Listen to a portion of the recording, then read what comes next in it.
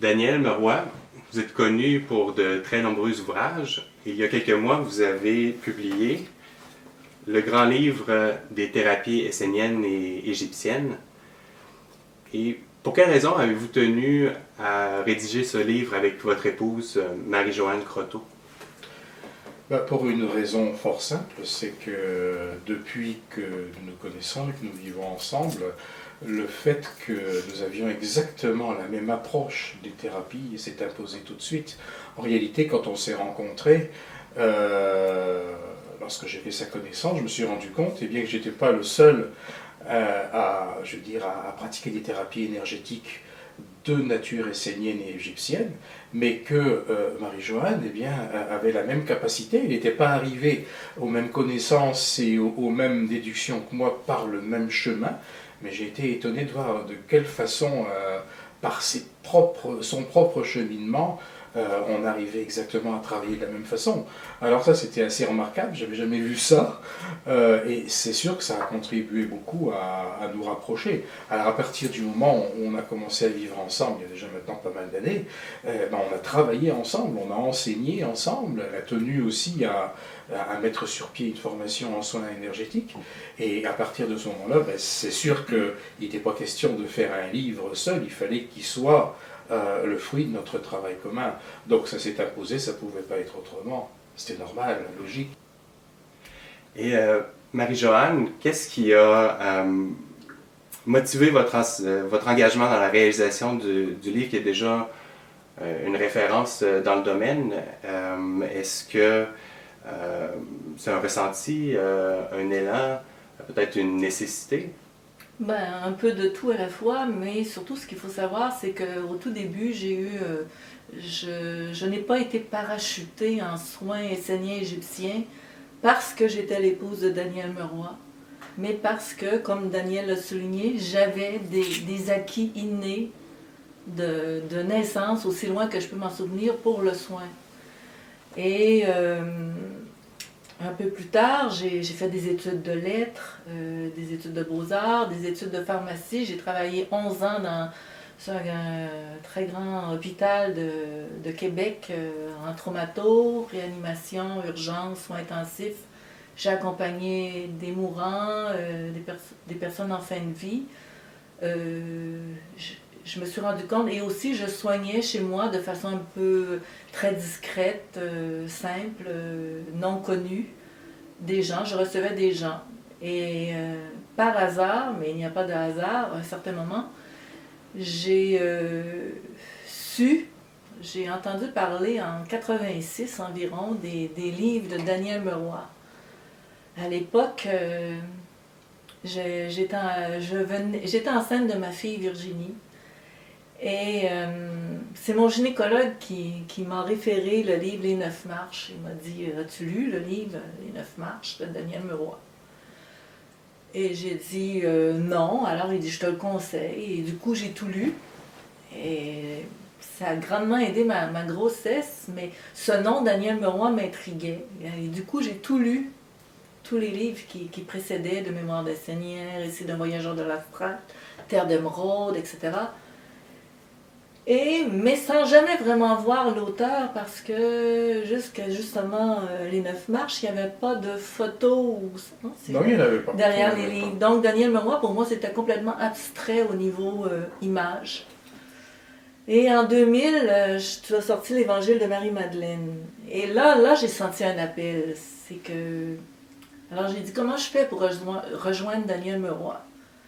Et je lui ai dit, je vais y écrire par mail, mais il doit recevoir beaucoup de mails. Donc, je lui ai écrit, dans l'intitulé du message, « La Magdaléenne ».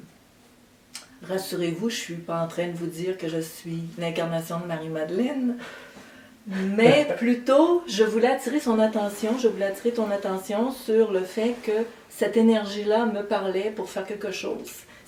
C'était ça, cet éveil, cet élan. Donc, je t'écris, et dans les 10 minutes, Daniel me répond et je lui dis « Est-ce que ça vous intéresse de venir faire une conférence à Québec sur le thème de Marie-Madeleine? » Il m'a répondu « Oui, effectivement. » Et de but en blanc, comme ça, on s'est un peu rencontrés, vus. il m'a offert quelques soins. On a pu discuter de nos soins et on a vu que on avait finalement les mêmes connaissances. J'ai jamais suivi de cours en énergie, hein, c'est inné. J'ai pas suivi de cours pour savoir comment soigner. Ça vient de moi, c'est vraiment comme une canalisation. Et je me suis aperçue que pour Daniel, c'était un peu la même chose. Mais je n'avais pas toute l'historique de ses soins. Donc, on en a parlé, on a mis en comparaison nos façons de traiter. Et petit à petit, on s'est perdu de vue en 2003, jusqu'en 2005, où nous nous sommes revus et où on a décidé par la suite, en vivant ensemble, parce qu'il n'y a rien qui... Je pense qu'il y a des rencontres importantes, des rencontres qu'on ne peut pas nier, même si on quitte certaines vies, c'est toujours pour aller de l'avant. Lorsque ça ronronne, il faut avancer. Donc, on a fait notre bout de chemin et dans notre maison de l'Estrie, j'ai vu qu'il avait tiré dans le placard tous ces enregistrements de ses premières canalisations et d'enseignement des soins esséniens que tu avais reçus de nos amis d'en haut, les Elohim. Tous tes écrits, tous ces écrits étaient aussi tirés comme ça un peu d'une façon négligée. Et en ouvrant le placard, j'ai dit, mais qu'est-ce que c'est, Daniel? Pourquoi tu as tout laissé ça en blanc comme ça? Il dit, oh, mais c'est plus important de toute façon. Et j'ai dit, mais si c'est important, il y a le message de Moria, Jalkul, Kutumi, tu peux pas laisser tomber ça, les Elohim, c'est toutes les thérapies qu'on fait. Alors j'ai repris tous les thèmes, j'ai sélectionné les meilleures thérapies, j'ai sélectionné les meilleurs extraits de canalisation et on a conçu le livre Ce qu'ils m'ont dit, qui est paru. C'est ça, oui. Et ensuite, s'est instauré le mouvement de vouloir débuter l'enseignement des thérapies esséniennes égyptiennes en France, en 2008-2009. En tout cas, toute cette période a vraiment permis de mettre en évidence le fait qu'on travaillait tous les deux de la même façon. Elle, peut-être plus intuitivement, moi avec des données que j'avais notées, que bon, j'en parlerai là, mais c'était extraordinaire de voir comme tout ça, c'était complètement convergent et on ne pouvait pas faire autrement que de travailler ensemble. C'était la même chose, absolument la même chose. Et voilà, on a eu des élèves, on a conçu les soins, mais de 2009, 2010, 2011, on a continué à recevoir des soins de nos amis d'en haut, les Elohim. Tu en parles dans ce qu'ils m'ont dit, tu en parles dans plusieurs livres, ceux qui nous ont toujours accompagnés. Et on les a écrits. Ce sont des soins qui accompagnaient un peu plus les maladies du 21e siècle, les maladies plus présentes qui se sont développées aux dernières décennies. On les a adaptés comme asthme, apnée du sommeil, diabète, infertilité, prostate.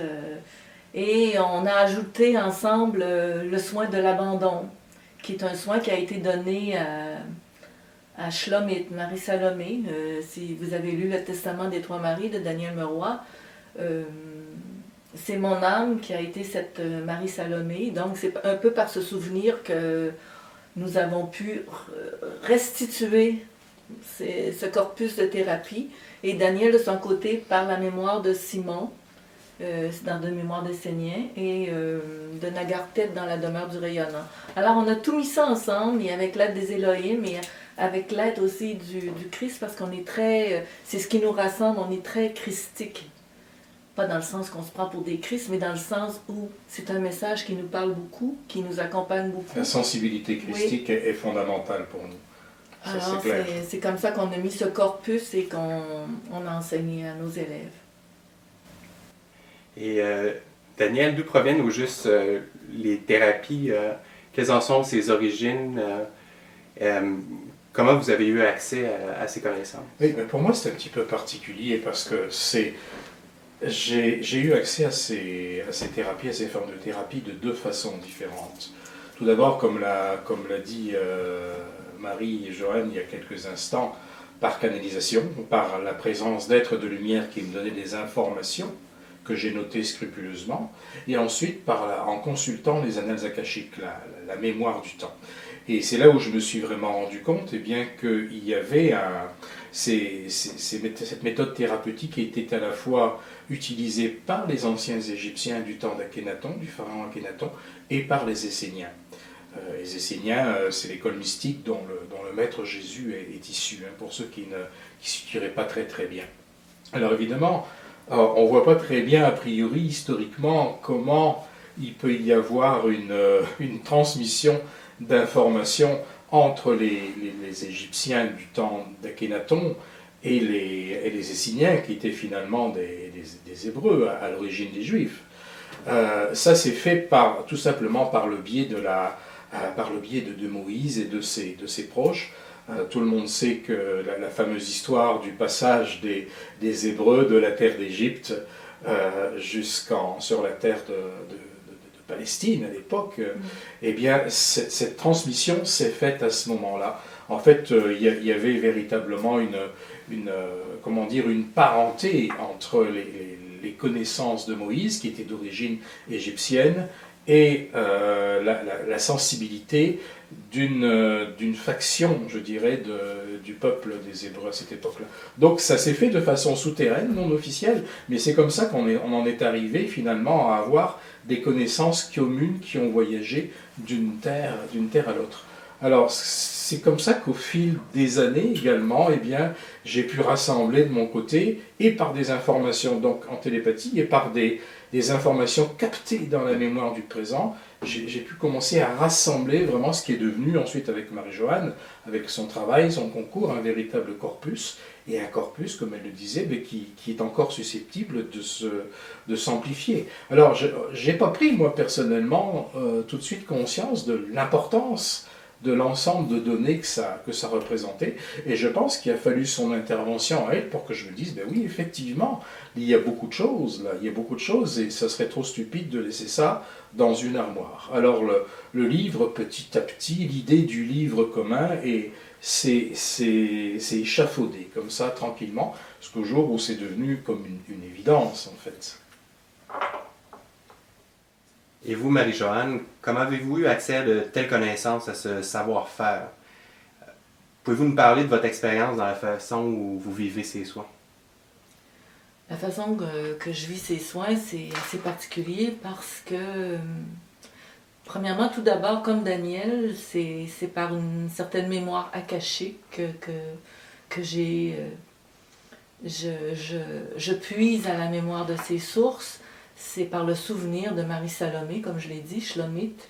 Et c'est inné en moi, c'est depuis que je suis petite que je peux soigner de cette façon. Et aussi par accompagnement par le Christ. D'ailleurs, quand je soigne, quand je suis près d'un patient, lorsque je soigne, je fais une avec lui, c'est-à-dire que j'établis une relation triangulaire, trinitaire avec le ciel, le patient et le thérapeute. Donc c'est continuellement un échange entre le ciel, le thérapeute, ça passe par le cœur du thérapeute et ça rejoint le patient, etc. Et il se ressource avec. Mais lorsque je soigne un patient, ce que j'entends, c'est que je fais complètement abstraction de sa peau, de son corps. Je perds, c'est comme une carte géographique. Son corps devient comme une carte lumineuse où je vois tous les nadis, les sous-nadis et tout. Et j'entends à l'intérieur de moi la voix du Maître Yeshua qui me dicte, qui m'accompagne dans ce soin et qui me dit où aller. Parce que la technique, c'est beau. L'attitude précise, c'est beau. La technique précise, c'est beau. Mais il faut la connexion avec le sacré et la compassion. Et sur cela, Daniel et moi, on insiste beaucoup. Donc, quand je suis en soins, je suis avec le Maître Yeshua. Je le dis d'une façon très humble, c'est celui qui m'accompagne en soins. Et j'attends avant d'enlever ma main ou de continuer dans un autre geste. Par ses yeux, je vois ses yeux. Et je sais que par son regard, je peux aller à un autre endroit parce que l'énergie infusée a été suffisante. Voilà ma façon de soigner. Selon vous, en quoi ces thérapies se distinguent-elles d'autres méthodes de traitement énergétique? Par leur aspect sacré, la précision des techniques, la gestuelle, la connexion avec les énergies d'en haut, la circulation, comme on l'a écrit dans le livre, solaire, c'est-à-dire qui passe par le cœur, qui se renouvelle entre le ciel, le cœur du thérapeute, et qui rejoint le patient, etc., comme ça, de cette façon-là. Et on a beaucoup insisté avec nos élèves qu'ils acquièrent cette posture, cet art de danse avec le subtil et la matière physique, parce qu'on ne fait pas juste travailler dans le subtil, on travaille aussi dans le physique. Je leur apprends à toucher le corps, parce que beaucoup de gens souffrent de ne pas être touchés. Il y a beaucoup de gens seuls, sans amour. Et la maladie aussi, c'est aussi un manque d'amour. Donc, on touche beaucoup le patient. Et c'est cet aspect trinitaire, cet aspect sacré. Et les élèves l'ont très bien compris et bien intégré. C'est vraiment touchant de les voir travailler et de les voir intégrer cette danse qui, au tout début, il me disait, mais Marie-Joanne, on ne sera jamais capable de faire cette danse-là, cet art-là, ce sacré-là, on ne peut pas nous apprendre ça. Mais maintenant, je les regarde. Je regarde le premier groupe qui est déjà devenu, pour plusieurs, des thérapeutes et des enseignants. Et le deuxième groupe, ils l'ont tous et j'en suis très, très, très heureuse. Ouais, c'est ça qui est remarquable, je crois, dans cette technique-là, c'est que elle allie vraiment la très grande précision des gestes, une connaissance très fine, obligatoire, nécessaire de l'anatomie subtile du corps humain, et en même temps, une espèce de fluidité qui prend le dessus surtout. Quand on enseigne, on essaie de montrer à quel point eh bien, les gestes que l'on fait, tout en étant très pointus, très précis, finissent par devenir une sorte de danse. C'est tout à fait étonnant. Il y a quelque chose, je dirais, de magique dans d'aérien, dans cette façon de transmettre le sacré. Et bon, c'est une technique évidemment parmi beaucoup d'autres. Il existe beaucoup de méthodes thérapeutiques aujourd'hui, mais ça, je crois que c'est vraiment la caractéristique fondamentale. Rien ne peut être fait sans être habité vraiment par une présence christique. Je dis christique au sens large du terme. Hein. Pour moi, dans toutes les grandes traditions, il y a la même présence que l'on peut appeler christique. On pourrait dire bouddhique, etc. Peu importe. Mais c'est un principe sacré qu'il faut savoir appeler à soi et transmettre au bout des doigts, tout en étant extrêmement rigoureux. Et il arrive à un moment donné où le thérapeute parvient à dépasser les techniques qu'il a apprises pour se déplacer d'une façon beaucoup plus intuitive à la surface du corps. Mais ça, évidemment, il faut du travail, il faut de la pratique. C'est une formation qui se donne sur 3 ans, en raison de 2 grandes sessions par an, mais c'est clair que ce n'est pas à l'issue des 3 ans que quelqu'un peut nécessairement se dire thérapeute. Il y a une pratique qui est acquise, et puis après, c'est vraiment toute une démarche personnelle. Il ne faut pas croire d'ailleurs qu'il n'y a que des gens qui se destinent à être thérapeutes, qui peuvent se pencher sur notre livre ou qui peuvent s'intéresser à ces formations-là. Pratiquer les thérapies.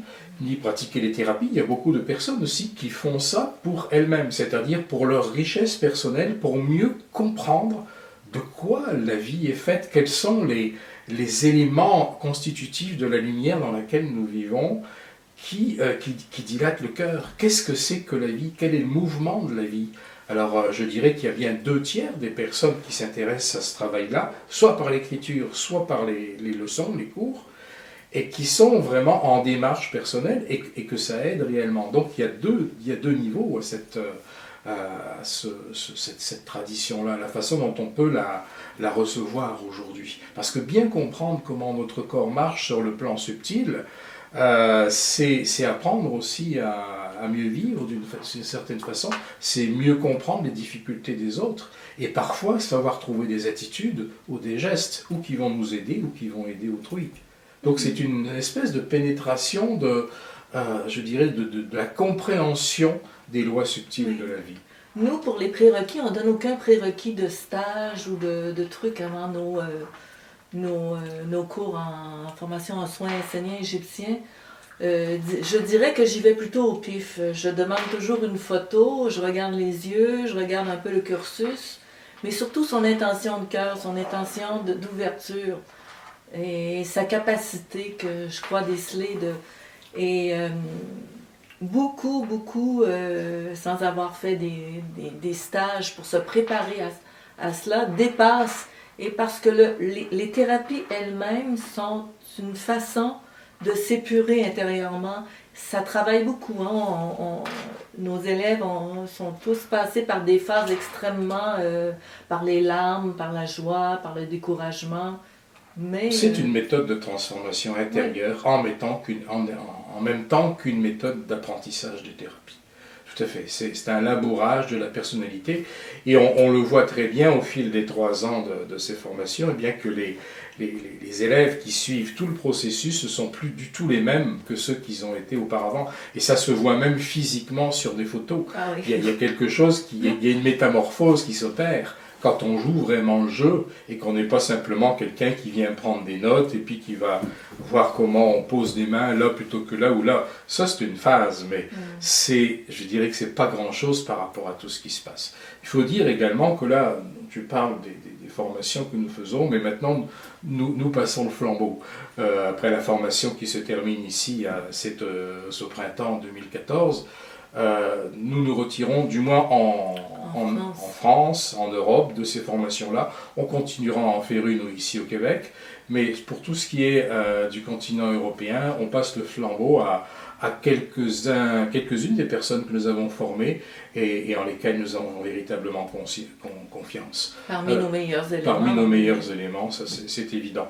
Alors ceux qui seraient intéressés, bien qu'ils ne s'attendent pas en Europe à avoir affaire directement à nous, mais à ces personnes-là dignes de confiance que nous avons formées. Et ceux qui sont intéressés en Europe, ça ne vous empêche pas de venir faire votre formation au Québec. Il y en a quelques-uns qui se sont inscrits. L'Atlantique. Oui. Oui. 2 fois par année, nous on le fait 4 fois, 5 fois par année, ça se fait. Oui, ça se fait très bien. Daniel, quels ont été vos défis et vos bonheurs durant la rédaction du livre? Est-ce que ça a été une aventure? Toute rédaction de livre est une aventure, hein, parce qu'on sait de où on part, en tout cas à peu près, mais on ne sait jamais. On espère savoir où on va, mais on ne sait pas comment on y va. Je crois que ce livre-là, moi personnellement, ma difficulté, ça a été la clarté. C'est-à-dire que je voulais m'efforcer d'être le plus clair possible, parce que ce travail de thérapie que Marie-Joanne et moi avons essayé d'expliciter, d'exposer, est un travail qui est relativement complexe et en tout cas très précis sur le plan de la technique. Donc le vrai défi, je crois, a été dans la clarification des explications du texte explicatif et ensuite dans la conception de chaque dessin. Alors, il a fallu évidemment travailler avec un modèle vivant, faire des photos avec le positionnement des mains, etc.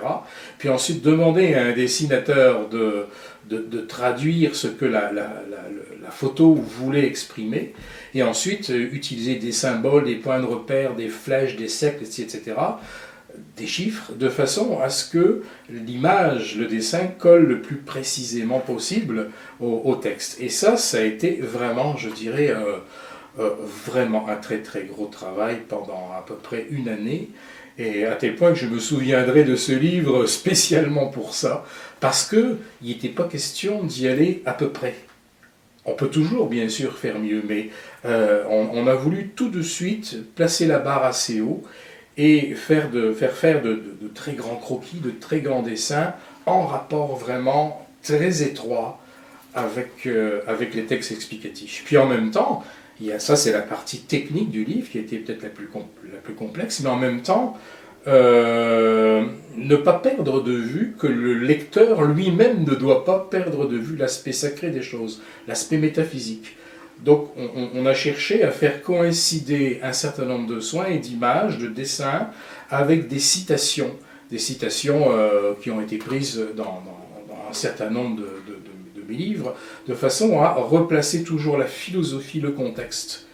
Puis en même temps, il y a évidemment une nécessité dans ce livre-là, et ça aussi, ça demandait un effort de perception claire des choses, tout l'aspect métaphysique, la constitution subtile du corps humain, donc l'aspect préparation avant les techniques de soins eux-mêmes. Et bon, c'est pour ça que c'est un livre, j'avoue, quand nous en avons accouché, on peut parler d'accouchement, qui a demandé un travail énorme. J'ai la sensation que c'est très très bien perçu par le lectorat, parce que jusqu'à présent, le livre a l'air de susciter vraiment un grand intérêt. Et c'est une belle récompense quand on voit que les choses, l'intensité du travail que l'on fait, mène à ça, mène à un livre qui apparemment est assez agréable à consulter, nous dit-on, puis qui est un outil de travail assez solide. Alors c'est à part, hein, dans tous les livres que j'ai pu faire, c'est un livre pour moi à part, et puis comme premier livre pour Marie-Joanne, je crois que ça l'a aussi marqué, parce que c'est une aventure. D'une part, c'est déjà une aventure de faire un travail comme ça à deux, mais ensuite de donner naissance à un instrument concret, ça c'est pas rien non plus. C'est pas juste c'est pas du récit, c'est pas, on donne un outil de travail. Et là, il y a de la satisfaction. En fait, ce que tu n'as pas souligné, c'est qu'on a eu beaucoup d'élèves, certains élèves qui étaient des médecins, des psychothérapeutes, des kinésis, des ostéopathes dans le cours. Et je voulais souligner la participation du docteur Marc Medvesek qui nous a aidés à bien établir les pathologies et la définition des pathologies et à quoi sert le soin. Et aussi les références au niveau des organes. Je pense que c'est impeccable. Oui, puis notre idée également, ça a été de bien montrer à la fois aux lecteurs et à nos élèves que nous ne concevons pas qu'un type de médecine ou de thérapie en exclut une autre. C'est-à-dire que, en ce qui nous concerne, ce n'est pas parce que nous enseignons cette façon de faire que nous déconseillerions à qui que ce soit de se détacher de notre médecine occidentale. Pour nous, l'idéal, c'est véritablement que les patients qui se font soigner de cette façon-là, soient en même temps suivis par des médecins de médecine allopathique ou homéopathique, mais qu'il y ait un regard médical, parce qu'il ne faut pas se prendre pour ce qu'on n'est pas. On n'est pas des médecins, on a simplement une technique merveilleuse qui nous a été offerte, mais si la médecine par derrière peut essayer de comprendre, peut contrôler également le travail qui est fait, c'est ce que nous souhaitons. Et visiblement, dans notre monde aujourd'hui, il y a de plus en plus de médecins, de kinésithérapeutes, de psychologues qui deviennent de plus en plus ouverts aussi à ce type de travail. Et je crois que la médecine de l'avenir est une médecine qui doit pouvoir englober tous ces regards qu'on porte sur un être humain. En tout cas, c'est quelque chose que nous voulons souligner, parce qu'il n'est pas question de dire c'est ça et point final. Non, c'est une forme de thérapie extraordinaire, mais qui n'élimine rien autour d'elle. On n'est pas thaumaturge. Hein? On n'est pas des thaumaturges, c'est certain. On n'est pas des thaumaturges, mais ça ne nous empêche pas de pouvoir enseigner un très beau travail à faire qui aide l'être humain à mieux se porter, à mieux comprendre le sens de sa maladie, à mieux découvrir de quoi il est fait, en fait. Est-il important pour vous que les connaissances dont vous êtes dépositaire se répandent le plus loin possible? Je pense oui, parce que au-delà de la connaissance, effectivement, comme vous disiez, que ça permet de diffuser, il y a pour nous une question de changement de conscience. Et quand on aborde un domaine comme celui qui est abordé dans ce livre des thérapies esséniennes et égyptiennes, on est obligé de poser un regard différent sur le monde, un regard qui est novateur, un regard qui fait le ménage un petit peu dans notre tête par rapport à tout un tas de choses qui sont acquises, par rapport à des états émotionnels qui sont polluants quelquefois, par rapport à un état d'esprit ou mental qui est figé avec certains concepts. Donc pour nous, le fait de diffuser ces informations-là le plus largement possible, c'est important, parce que ça participe à la mutation, je crois, du niveau de conscience actuel dont on a besoin dans notre monde. Donc c'est un outil de thérapie, effectivement, mais comme nous le disions tout à l'heure, c'est aussi un outil de transformation globale. Ça permet de poser un regard différent sur ce qu'est la vie. Et ça, c'est capital aujourd'hui, je crois. Ça doit repousser les frontières intérieures. Daniel, ne craignez-vous pas certains écueils en diffusant largement toutes ces connaissances? Des écueils, il y en a toujours. Hein. Dès que l'on fait quelque chose, il y a toujours du pour et il y a toujours du contre.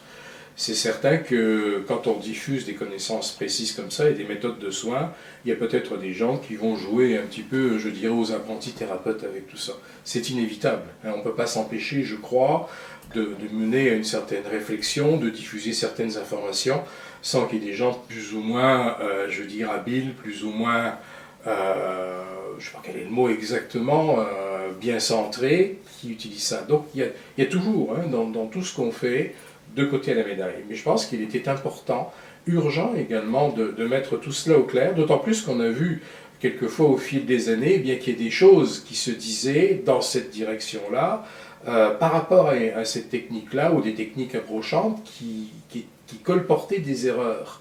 Donc pour nous, c'était important de mettre les choses au point, puis de dire, c'est ça, la précision des choses, c'est ça. Mais je pense que s'il y a des gens qui s'amusent un petit peu, entre guillemets, s'amuser ou qui font mine de travailler avec ça sans beaucoup d'expérience, d'une part, c'est une méthode qui est absolument pas agressive, donc il n'y a pas de risque en soi, le seul risque c'est que ça soit totalement inefficace, mais ces personnes-là vont finalement s'éliminer d'eux-mêmes, parce que il faut être habité par ça pour que vraiment il y ait quelque chose qui se passe. C'est certain qu'où on porte en soi ce genre de thérapie, ou alors ça fait un feu de paille et puis c'est tout. En tout cas, ce qui est certain, c'est qu'elles ne peuvent pas nuire, c'est sûr. Marie-Joanne, le grand livre des thérapies esséniennes et égyptiennes, c'est la continuité de la formation en thérapie essénienne et égyptienne que vous avez mise sur pied voilà quelques années. En quoi cette expérience d'enseignante a pu nourrir votre livre? Bien, je pense que c'est pas l'expérience nécessairement d'enseignante qui a nourri le livre, c'est ma propre connaissance des thérapies, et comme je disais avec Daniel, c'est surtout le fait qu'on collaborait, qu'on était en symbiose au niveau des thérapies avec l'énergie christique qui a permis d'écrire ce livre, de coécrire ce livre et de s'entendre sur toutes les notes subtiles et physiques de ce livre. Daniel, quel est le cheminement que vous voudriez voir se développer chez ceux qui se procurent votre livre? Je crois que moi, ce que je souhaiterais, c'est que, puis je suis certain que c'est la même chose pour Marie-Joanne, ce que je souhaiterais, c'est que ce livre aide les personnes qui veulent vraiment être de meilleures personnes, qui veulent participer à l'embellissement de la vie, à une meilleure santé, aide ces personnes-là à développer leur cœur.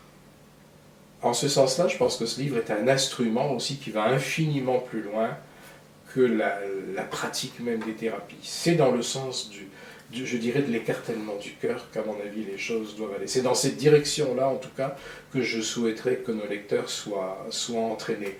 Le reste, ça devient, à mon avis, secondaire. À partir du moment où il se passe quelque chose au niveau du cœur, il se passe quelque chose partout. C'est la conscience perd ses écailles également, et on devient ouvert à une multitude de choses en plus. En fait, c'est la compassion qui nécessite pas simplement de l'empathie, c'est la compassion, c'est l'éclatement du cœur, c'est aimer l'autre comme un autre soi-même, et on sait que l'unité doit se faire d'une façon plus collective, c'est la souffrance de la planète, donc de plus en plus, je pense que ce livre de thérapie enseigne à vraiment, vraiment accueillir l'autre. C'est comme un cocon d'amour. En tout cas, c'est comme ça qu'on est. C'est comme ça qu'on l'a pensé, qu'on l'a oui. souhaité. Et j'ai l'impression que c'est comme ça qu'il est reçu aussi. C'est pas simplement notre technique, c'est pas notre cours simplement qui a été porté sur papier. Il est certain que c'est pas parce qu'on va lire ce livre et faire quelques exercices qu'on va devenir thérapeute, c'est pas le but. C'est une base de travail. Après, il faut vraiment travailler et il faut travailler avec un enseignant. Il ne faut pas juste, on ne va pas se jouer à l'apprenti sorcier avec tout ça. C'est un outil de transformation, métamorphose. Le terme de cocon, je pense que C'est vraiment tout à fait ça. On entre dans un cocon et on se change de soi-même du dedans petit à petit au fur et à mesure qu'on assimile des données et qu'on pénètre dans une atmosphère qui, à mon avis, nous apprend à respirer différemment le sens de la vie. Ouais. Marie-Joanne, comment vivez-vous votre nouvelle vie d'écrivain? Ma nouvelle vie d'écrivain, c'est pas parce qu'on a écrit un livre qu'on se sent écrivain. Non, je vis ça très simplement et avec bonheur. Et aussi, ça m'oblige à faire des entrevues, ce que j'aime pas. Donc, mais il y aura un prochain livre de façon solo qui sortira probablement pour les fêtes. Donc, je pourrais plus en parler de ma nouvelle vie d'écrivain à ce moment-là. À votre avis, Daniel, le grand livre des thérapies esséniennes et égyptiennes aurait-il pu naître il y a quelques années? Il aurait pu naître. Il aurait pu naître parce que le corpus dont nous disposons aujourd'hui ne date pas d'aujourd'hui, justement. Il aurait pu naître, mais peut-être pas d'une façon aussi, je dirais, aussi précise dans sa conception. Parce que soi-même, on évolue, hein, évidemment, dans une technique, dans un ensemble de connaissances. On évolue aussi en tant qu'être humain.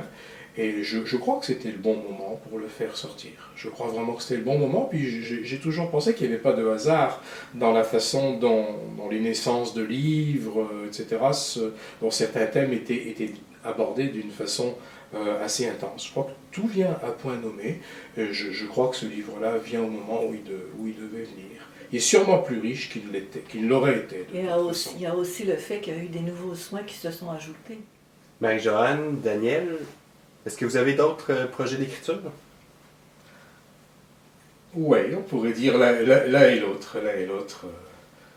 En ce qui me concerne, le prochain livre va être solo, c'est-à-dire que j'espère le sortir pour les fêtes. C'est un livre qui portera sur le monde des elfes, mais pas d'une façon comme on a l'habitude de les lire, c'est-à-dire sous l'aspect des légendes et des contes, mais plutôt sous l'aspect d'une histoire véridique, parce que c'est d'après les annales akashiques, et c'est aussi aidé par nos amis d'en haut. C'est une mémoire de vie d'une elfe de l'air il y a 11 000 ans. Donc c'est vraiment un accès qui est permis au monde des elfes. Donc vraiment vivre la vie réelle, c'est-à-dire connaître bien ce peuple et tout ce monde de l'intérieur par les yeux d'une elfe de l'air. Oui, je pense que c'est la particularité de ton travail, c'est que c'est une pénétration de la conscience à l'intérieur du monde elfique. Et à mon avis, ça n'a jamais été fait. Et c'est pour ça que je trouve que son projet est absolument extraordinaire, parce que ça va nous donner la possibilité de mieux comprendre, je veux dire, quelles sont les forces de la nature, d'où elles viennent et quelle est leur forme de vie. Alors, ce n'est pas juste une question de satisfaire une curiosité, c'est que ça va nous aider, je pense, à mieux respecter la nature, ou du moins certains aspects de la nature. C'est une ouverture sur le monde, je pense, de notre monde à ce monde qui doit être passé. Je pense qu'on doit faire ce passage d'accepter l'existence de ce monde comme quelque chose de réel et non une légende. Et en ce qui me concerne, je dirais que je suis sur 2 livres à la fois. Ça m'est déjà arrivé, c'est pas toujours confortable. Disons que le premier sur lequel je travaille le plus actuellement, c'est un livre qui va se nommer Les 108 paroles du Christ. C'est un livre qui correspond, je crois, aux souhaits d'un certain nombre de lecteurs qui me l'ont demandé tranquillement au fil des années. C'est-à-dire que il y a eu une sélection de fait de 108 paroles extraites de mes 33 livres, paroles qui ont été prononcées par le Christ à un cercle de disciples assez restreint. Et chacune de ces paroles, eh bien, je la commente et je l'actualise dans le temps présent. C'est-à-dire sur chaque page de gauche du livre, il va y avoir la parole du Christ, et puis sur sa page de droite, eh bien, son développement tel que moi je le comprends aujourd'hui. Alors c'est un livre qui va pouvoir être compulsé un petit peu au hasard en tant que support de réflexion, support de méditation. Ça, c'est le projet pour cette année, mais l'autre projet qui est en cours déjà depuis 7 ou 8 mois, c'est un sujet peut-être le plus délicat, le plus difficile, le plus improbable que j'ai jamais traité. Je ne vais pas en dire beaucoup, je vais simplement peut-être donner le titre que je lui conçois aujourd'hui. C'est un livre qui paraîtra peut-être extrêmement prétentieux à beaucoup de personnes, mais qui finalement s'impose dans ma vie, alors que je n'aurais jamais pensé pouvoir m'atteler à une tâche comme ça. Il va tout simplement s'appeler l'Évangile de Yeshua. Voilà, et c'est un travail qui va être fait, qui a commencé à être fait à travers la lecture des annales akashiques. Disons que ça va être un travail qui, dans sa forme, va peut-être ressembler à de mémoire d'Essénien et surtout peut-être aussi au Testament des Trois Maries par la façon dont il va pénétrer l'intimité des êtres et d'un être de cette époque-là. Puis c'est un travail qui est énorme parce que j'envisage, étant donné ce que j'ai commencé à percevoir, qui va faire un bon 600 pages, peut-être 700. Alors c'est un travail de longue haleine qui me fait un petit peu peur, mais en même temps qui est incroyablement enthousiasmant. C'est un travail formidable parce que quand même, ce qu'il va vivre à travers les annales akashiques, c'est par les yeux du Maître Yeshua lui-même. Donc, c'est pas quelque chose de très anodin dans le vécu, dans ce qu'on peut ressentir. C'est la raison pour laquelle j'en parle avec beaucoup de, comment dire, de distance, de précaution, de prudence, parce que c'est un travail de ce fait qui est très difficile, qui demande beaucoup de respect, de l'humilité, et en même temps qui fait continuellement marcher sur un fil. En même temps, comme je le disais tout à l'heure, c'est un travail qui peut paraître incroyablement prétentieux. C'est pour ça que ça fait un petit peu peur. Voilà. Mais il y a des moments où il faut se lancer dans ce qui est demandé, et visiblement ça m'est demandé. Voilà le travail qui se prépare. Daniel, ça fait plus de 30 ans maintenant que vous œuvrez publiquement pour l'ouverture des consciences et des cœurs. Avec le recul de ces 3 décennies, est-ce que vous percevez une évolution chez ceux qui vous lisent ou qui vous écoutent? Je dirais plus de maturité, certainement. Il y a eu un engouement extraordinaire que beaucoup de gens ont ressenti dans les années 80. Et les gens achetaient des livres. Puis finalement, je me suis rendu compte au fil des années que c'était une espèce de mode qui s'emparait d'un certain nombre de personnes, mode pour des choses qui paraissaient un peu mystérieuses, etc. C'est plus ça aujourd'hui. Les gens sont beaucoup plus circonspects, je crois, dans ce qu'ils achètent, parce que le public a mûri. Je crois qu'il y a une espèce de tri qui s'est fait au niveau du public. Il y a une profusion, évidemment, de livres qui traitent de domaines de développement personnel, de spiritualité. La profusion ne signifie pas nécessairement la qualité, hein, hélas. Quelquefois, c'est au détriment. Mais en ce qui concerne le regard qui est celui de beaucoup de gens dans le public aujourd'hui, ce regard-là correspond moins à une mode que par le passé. Je pense que beaucoup de gens ont été amenés au cours de ces 20 ou 30 dernières années à être labourés par tout un tas de choses, à déblayer des concepts en eux, ce qui ne veut pas dire que ce soit le cas de tout le monde nécessairement, mais je parle globalement. Oui, il y a quelque chose qui s'est passé dans les consciences, et qui s'est passé au niveau de l'inconscient collectif aussi, où il est clair qu'on peut parler plus librement de certains thèmes aujourd'hui qu'on ne pouvait en parler il y a 20 ou 30 ans. C'est très subtil, mais il y a un travail qui se fait. Alors oui, je suis optimiste, globalement parlant, je suis optimiste. Je ne le suis pas nécessairement d'une façon béate à très court terme, parce que je pense que notre humanité a bien des choses à comprendre et à ramoner en elle-même, mais quant à la finalité de toutes ces transformations que notre monde vit aujourd'hui, oui, là je suis fondamentalement optimiste. Mais il faut continuer, il faut avoir du courage, il faut savoir faire table rase d'une multitude d'idées préconçues qui quelquefois nous encombrent encore le mental et le cœur. Marie-Joanne, Daniel, merci énormément pour cette belle entrevue. Merci à toi. Merci également à toi. Et puis merci à ceux qui auront écouté avec leur cœur pendant cet entretien. Merci encore.